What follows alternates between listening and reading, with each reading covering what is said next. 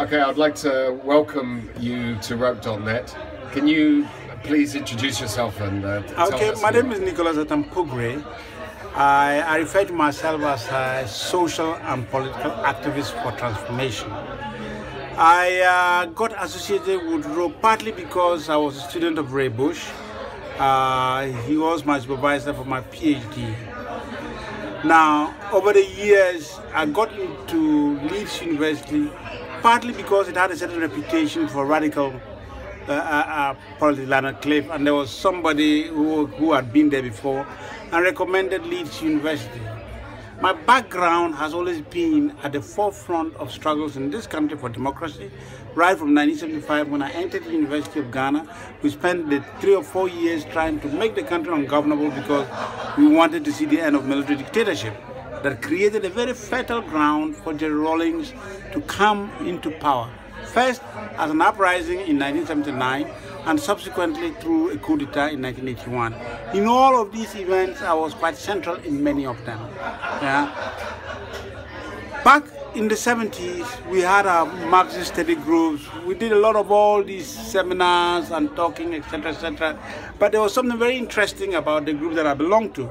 We were always wanting to get a better society, a society in which, at least from our background, as ordinary people who came from poor backgrounds, children of peasant farmers, who'd seen poverty, etc., etc., were impatient to see a world where there was hope for ordinary people.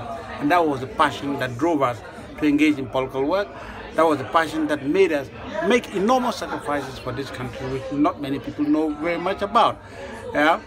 Now, having come this far, having been involved in a lot of these processes for which Ghana has made some good progress in terms of political liberalization.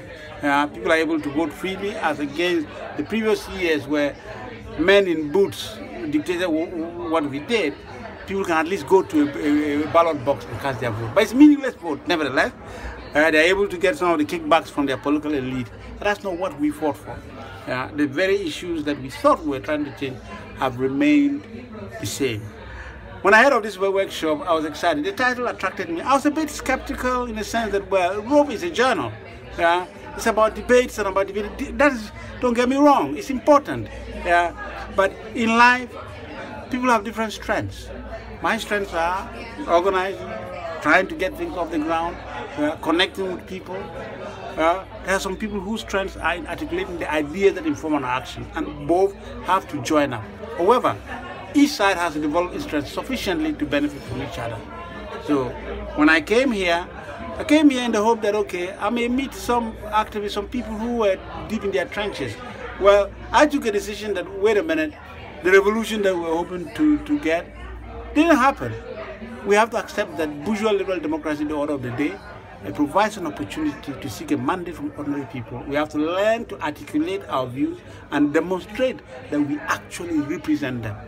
Because we have a tendency to live in our own world, to massage our egos by how articulate we are. At the end of the day, we leave the ordinary mass of the people where they are. The struggle against imperialism is a huge one. You cannot win it when you don't have the mass of people with you. And you cannot win it not just in the air, but right where the people are.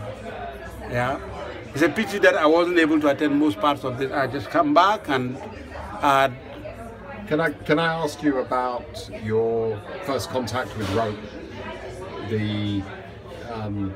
The way that ROAPE perhaps informed your political education at a certain point. Can you describe how its significance? It's difficult for me to distinguish ROAPE. Lionel was my internal examiner. Ray was my supervisor. My life was around ROAPE and ROAPE. So, ROAPE the journal or ROAPE the people. It's very difficult to make that distinction. I wrote a few articles for ROAPE though. I promised David Seddon that I would do an article every year, but the struggle for survival took over. On behalf of ROAPE.net, it's been a pleasure talking to you, comrade. Thank you.